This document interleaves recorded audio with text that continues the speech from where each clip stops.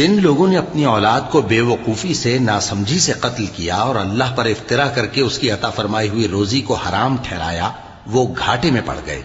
وہ بلا شبہ گمراہ ہیں اور ہدایت یافتہ نہیں ہیں۔ اور اللہ ہی تو ہے جس نے باغ پیدا کیے چھتریوں پر چڑھائے ہوئے بھی اور جو چھتریوں پر نہیں چڑھائے ہوئے وہ بھی،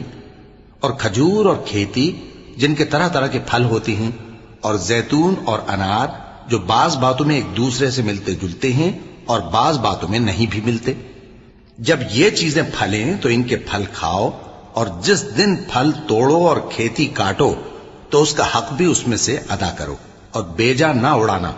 کہ اللہ بیجا اڑانے والوں کو دوست نہیں رکھتا۔ اور مویشیوں میں بوجھ اٹھانے والے یعنی بڑے بڑے بھی پیدا کیے، اور زمین سے لگے ہوئے یعنی چھوٹے چھوٹے بھی۔ پس اللہ کا دیا ہوا رزق کھاؤ اور شیطان کے قدموں پر نہ چلو، وہ تمہارا کھلا دشمن ہے۔